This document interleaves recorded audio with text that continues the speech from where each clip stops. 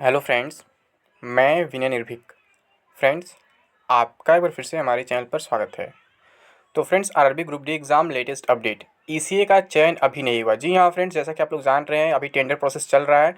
ठीक है, अभी तक ईसीए का फाइनली चयन नहीं हो पाया है। तो क्या फिर भी ग्रुप डी एग्ज़ाम जुलाई से ही होगा? किसी ने मेरे वीडियो पे कमेंट कर दिया था। मैं एक पागल का वीडियो देख लिया जो बोल रहा है जुलाई से एग्ज़ाम होगा और 10 दिन में सारा प्रोसेस कंप्लीट हो जाएगा। वो पागल पहले भी बोला था कि मतलब ईसीए का चयन हो गया, 10 दिन में सेंटर पर बुकिंग हो जाएगा। अरे भाई, घर की खेती नहीं है, इतना आसान काम ये सब नहीं होता है। मतलब मैं क्या बताऊँ, मुझे हंसी आती है सुबह सुबह में किसका वीडियो देख लिया।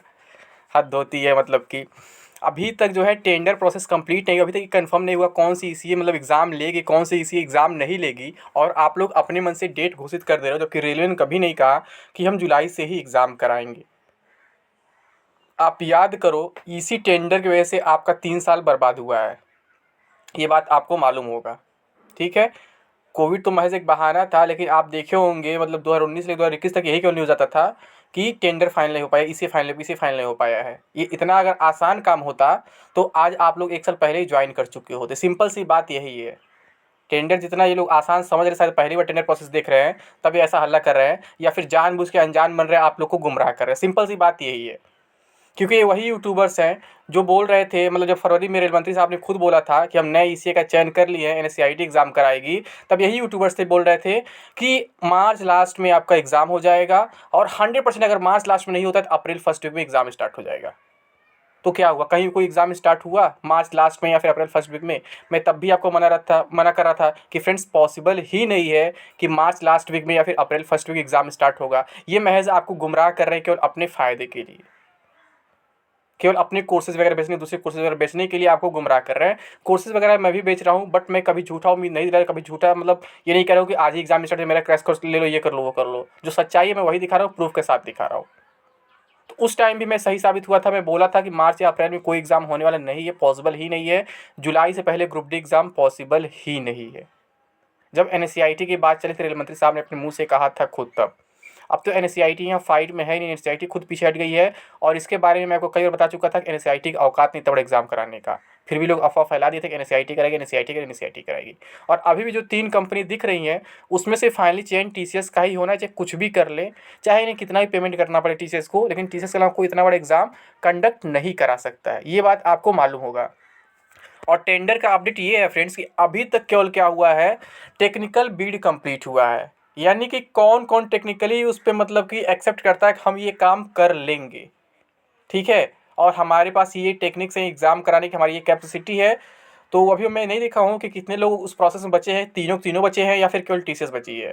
लेकिन ये है कि टेक्निकल बिड कंप्लीट हो गया। अब उसके बाद बात आएगी फाइनेंशियल बिड की, यानी कि आपका कितना खर्च है और आप कितना हमसे पैसा एक्सपेक्ट करते हैं। ठीक है, अभी ये सब बात चलेगी। तो आप सोचो इस पर कितना टाइम लगने वाला है। कोई कह रहा है 10 दिन में हो जाएगा, कोई कह रहा है 15 दिन में हो जाएगा। अगर इतना आसान होता तो मैं बता रहा हूँ ना, 1 डेढ़ साल पहले आप लोग ज्वाइन करके बैठ गए होते। यही यूट्यूबर्स पहले बोल रहे थे कोविड वजह से एग्जाम नहीं चल रहा है, अब यही यूट्यूबर्स बोल रहे हैं कि तब इसे फाइनल हो गया, तो कोविड वजह फाइनल नहीं हुआ। भाई पहले कंफर्म तो कर लो, बोल क्या रहा हो। कोविड का इफेक्ट पड़ा था कि नहीं पड़ा था? आप इनके पुराने वीडियोस उठाकर देखोगे तो ये बोल रहे थे कि कोविड की वजह से एग्जाम नहीं पोस्टपोन हुआ, कभी भी कोविड का इफेक्ट नहीं पड़ेगा। और आज मैं गलती से एक वीडियो देख लिया हूँ एक पागल का, तो वो क्या बोल रहा है, कोविड की वजह से जो है टेंडर फाइनल नहीं हो पाया था पीछे, नहीं तो हो गया होता फाइनल। हद होता है भाई। कोविड की वजह से किसी का काम नहीं रुका था, हर जगह काम चल रहा था, वर्क फ्रॉम होम चल रहा था, कोई भी ऑफिस नहीं बनता, प्राइवेट चाहे गवर्नमेंट, हर जगह कुछ ना कुछ काम चल ही रहा था। बस आपके एग्जाम नहीं हो सकते थे, ये पॉसिबिलिटी थी। लेकिन ये ईसीए का काम ये लोग कंप्लीट कर सकते थे, ईमेल वगैरह सब कुछ अपने रिप्लाई वगैरह दे सकते थे, सब कुछ वीडियो कॉन्फ्रेंसिंग चल रहा था। मतलब जहाँ कोविड का इफेक्ट दिखा रहे थे वहाँ नहीं दिखा रहे, जहाँ नहीं थे वहाँ दिखा रहे हैं। कह रहे थे कोविड एग्जाम इफेक्ट पे नहीं पड़ रहा था, लेकिन कोविड एग्जाम इसी पर पड़ रहा था। अब हंस लो लोग जितना हंसना है। भाई एग्जाम में तो मास गैदरिंग होता है, तो वहाँ तो कोविड फैलने का ज़्यादा डर है। और इसी में कौन सा डर, इसी तो आप घर से बैठ के भी फाइनल कर सकते हैं। जब आपस में बात ही करना है, केवल अपना प्रोसेस उनको बताना, उनका प्रोसेस खुद समझना है, तो इसमें कहाँ से कोविड का इफेक्ट है। आप वीडियो कॉन्फ्रेंस कर सकते हैं, फिर ईमेल पे अपने डॉक्यूमेंट वगैरह सेंड कर सकते हैं। तो खुद सोचो, मतलब ये सब कितने बड़े पागल हैं कि जहाँ मतलब कोविड का इफेक्ट पड़ा वहाँ बोले नहीं पड़ा, जहाँ नहीं पड़ा इफेक्ट वहाँ कोविड का बहाना ला दिए कि कोविड से इसे फाइनल नहीं हुआ है। मतलब हद होती है। और क्या बोले, एग्जाम कोविड वजह से नहीं टला है। अब इसे बड़ा बड़ा पागल आप दुनिया में देखे होंगे, कहीं तो बता दो आप लोग। सिंपल सी बात यही है फ्रेंड्स, ये लोग आपको गुमराह करते रहेंगे और आपको अभी मेरी बातें समझ में नहीं आएंगी। ये मैं चैलेंज के साथ कह रहा हूँ। सच्चाई आपको बाद में पता चलती है। जैसे आप लोग फरवरी फरवरी हल्ला किए थे, मैं बोला था फरवरी में कोई एग्जाम नहीं होगा, चाहे एनटीपीसी सीबीटी 2 हो या फिर ग्रुप डी हो। ये महज अफवाह है, मतलब कहने का सेंस है इलेक्शन की वजह से केवल डेट्स दिए गए हैं, किसी न किसी कारण से डेट्स पोस्टपोन कर दिए जाएंगे। फिर जब वो डेट्स पोस्टपोन हो गए तो फिर यूट्यूबर्स मार्च अप्रैल का हल्ला लगातार मचाने लगे। तब भी मैं आपसे लगातार बोला कि जुलाई से पहले पॉसिबल नहीं है, चाहे कुछ भी हो जाए। ये महज अपने फायदे के लिए अफवाह फैला रहे हैं और हुआ वही चीज़। तो वो बातें आपके सामने प्रूफ हो चुकी है। अब जुलाई की बात भी आपके सामने प्रूफ हो जाएगी फ्रेंड्स। इस जुलाई से एग्जाम आपका नहीं होने वाला है, चाहे कुछ भी हो जाए। कहने का सेंस है, हम मान लेते 1 महीने में इनका फाइनेंशियल बीड भी कंप्लीट हो जाता है, तो फिर उसके बाद जो 1 करोड़ कैंडिडेट्स का डेटा है उस पर वर्क करने में टाइम नहीं लगेगा। आप खुद कॉमन सेंस यूज़ करो। अगर जून में हम मान लेते हैं, मतलब 15 जून तक टेंडर प्रोसेस कंप्लीट हो ही जाता है, तो फिर जो डेटा है, कितने कैंडिडेट्स का फॉर्म रिजेक्ट हुआ है, कितने कैंडिडेट्स फॉर्म एक्सेप्ट हुआ है, वो सब डेटा कलेक्ट नहीं होगा फिर से। हो सकता है फिर से आपका स्टेटस जारी किया जाए, क्योंकि जब बार बार कंपनी चेंज हो रही है, टेंडर चेंज हो रहा है, तो फिर से एप्लीकेशन स्टेटस दिया जाए। क्योंकि जिनको दोबारा तिबारा मौका दिया गया था उनका स्टेटस अभी तक शो नहीं किया गया है कि उनका फॉर्म एक्सेप्ट हुआ है या फिर रिजेक्ट हुआ है। अभी आप खुद सोच लो, पॉसिबिलिटी इसकी भी है कि फिर से स्टेटस रिलीज किया जाए, किसका किसका फॉर्म एक्सेप्ट, किसका किसका फॉर्म रिजेक्ट है।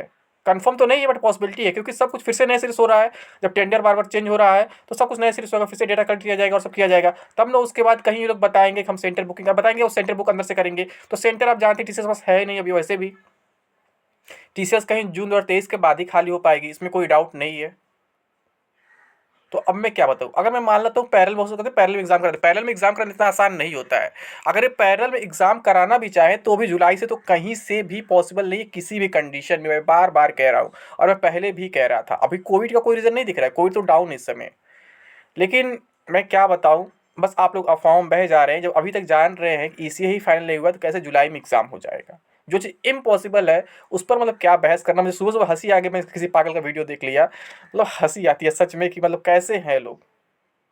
जो वर्क फ्रॉम होम हो सकता है उसमें कोविड का इफेक्ट है, और जहाँ मास गैदरिंग होगा वहाँ पे कोविड का इफेक्ट नहीं है। अब हंसो फ्रेंड्स, आप लोग इतना हंसो, मतलब जितना हंसो, मतलब क्या मैं बताऊँ, हंसी कंट्रोल नहीं हो रही, सोच के ये।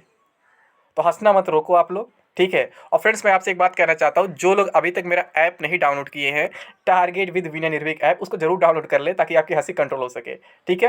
ये आपको प्ले स्टोर में मिल जाएगा और इसके साथ साथ इसका लिंक आपको डिस्क्रिप्शन बॉक्स में मिल जाएगा और कमेंट बॉक्स में भी पिन कर दिया जाएगा। और फ्रेंड्स आप लोग परेशान थे कि काफ़ी महंगा कोर्स है, तो ये इतना बड़ा ऑफ लाया गया आप लोगों के लिए, 88% का ऑफ है आपका रेलवे ग्रुप डी के लिए भी, जो बिल्कुल लाइव कोर्स है। फिर रेलवे सीबीटी सेकंड यानी कि एनटीपी सीबीटी 2 का है, ठीक है।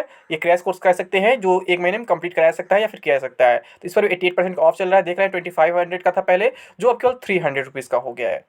तो बस आप ही लोग की डिमांड पे ऐसा किया गया। आप लोग का 5000 का कोर्स महंगा लग रहा था, जबकि महंगा नहीं था फ्रेंड्स, उसमें कंटेंट उसी हिसाब से थे। कहने का मतलब यही है, अगर किसी का दाम अच्छा है, टाइमिंग कम, इसका मतलब है कि उसमें कुछ वाकई में गोल्डन कंटेंट रखे गए हैं। अब यहाँ पे क्या है, इसकी वैलिडिटी भी लंबी है, 1 साल की और 6 महीने की है, ठीक है। और फिर आपका इसका मतलब कॉस्ट कम किया गया, यानी कि कहीं न कहीं उससे कम ही होगा कंटेंट में। लेकिन फिर भी अगर आपके पास टाइम कम है, पैसा कम है, तो आपके लिए यही परफेक्ट है, मैं आपसे यही कहूँगा, ठीक है। तो आप इसे परचेज़ कर सकते हैं। इन सभी का लिंक भी आपको डिस्क्रिप्शन बॉक्स में मिल जाएगा और कमेंट बॉक्स में भी पिन कर दिया जाएगा। लेकिन सब कुछ करिएगा ऐप इंस्टॉल करने के बाद ही करिएगा। ऐप का नाम है टारगेट विद विनय निर्भीक। वहाँ से इंस्टॉल करने के बाद आपको ये सब चीज़ें आसानी से दिख जाएंगी स्टोर टैब में, ठीक है। लेकिन फ्रेंड्स अभी कोई एग्जाम होने वाला नहीं है, अभी आप आराम से तैयारी करिए। केवल आपको झूठा प्रेशर दिया जा रहा है बार बार कि 10 दिन में एग्जाम होगा, 20 दिन में एग्जाम होगा, और ये प्रेशर आपको 3 साल से लगातार दिया जा रहा है। आप देख रहे हैं, ना 10 दिन में एग्जाम हो पाया, ना 20 दिन में, ना 1 महीने में, कभी एग्जाम नहीं हो पाया है। और मैं आपसे लगातार कह ही रहा था कि अभी नहीं होगा, अभी नहीं होगा, और अभी प्रेजेंट में यही कह रहा हूँ अभी नहीं होगा। क्योंकि सिचुएशन दिख रहा है साफ साफ रेलवे का। अभी रेलवे तो अगर कराना चाहे तो भी नहीं करा सकता है, क्योंकि टीसीएस के अलावा और कोई कंपनी इतने बड़े एग्जाम को नहीं करा सकती है। और टीसीएस को बुक करना इतना आसान नहीं होता है। टीसीएस को कम से कम 6 महीने पहले बुक करना होता है, यानी टेंडर फाइनल करना होता है कम से कम 6 महीने पहले, क्योंकि टीसीएस का शेड्यूल बहुत बिजी है, बहुत बिजी है। जितना कहा जाए उतना कम है, इतना इसका शेड्यूल बिजी है। तो ये लोग सोच रहे हैं कि 10 दिन में सब कुछ हो जाएगा। जैसे पिछली बार हल्ला किए थे कि फरवरी में जब ईसीए एनएसआईटी हो गई है तो 10 दिन में सेंटर बुक कर लिया जाएगा, 20 दिन में एग्जाम कर दिया जाएगा, ये कर दिया जाएगा, वो कर दिया जाएगा। इतना आसान नहीं है। और हल्ला जो मचाए लोग आंसर की पर, तो वो आंसर की बिल्कुल एक्सपेक्टेड था फ्रेंड। मैं तो आपको पहले बताया था कि सारा प्रोसेस लेवल वाइज हो रहा है, तो आंसर की जल्दी आएगा। क्योंकि जब 1 करोड़ लोगों का आंसर की 15 दिन दिया जाता था, तो 2 लाख का आंसर की क्यों नहीं 2 दिन दे सकते, 3 दिन दे सकते, तो दिए ही 3 दिन में। उसमें कौन सी बड़ी बात थी, उसमें कौन सा प्रोसेस फास्ट हो गया, मैं समझ पा रहा हूँ। क्या किसी को ज्वाइनिंग मिल गई क्या अभी एनटीपीसी में? तो ऐसा कुछ नहीं, वो तो आना ही आना था आंसर की। बस माहौल बना जा रहा है आप लोग को गुमराह करने का कि रेलवे का प्रोसेस फास्ट हो गया, रेलवे वो नहीं रहेगा, ये नहीं रहेगा, वो नहीं। ऐसा कुछ नहीं है। रेलवे जहाँ है वही है, जो था वही है, अभी भी कोई चेंजिंग रेलवे में नहीं हुआ है। बस आपका लेवल वाइज एग्जाम हुआ, यानी कैंडिडेट्स कम थे, इसलिए आंसर की जल्दी इवेल्युएट कर लिया गया, बाकी कुछ नहीं है। ठीक है, उम्मीद करता हूँ आपको सारी बात समझ में आ गई होगी। अगर इसके बाद भी आपका डाउट है तो मतलब मैं कुछ नहीं कर सकता, अगर आपको कोई डाउट होता है तो, क्योंकि मैं समझा कर थक चुका हूँ। ठीक है, तो अभी के लिए बस इतना ही। Thank you. जय हिंद, जय भारत।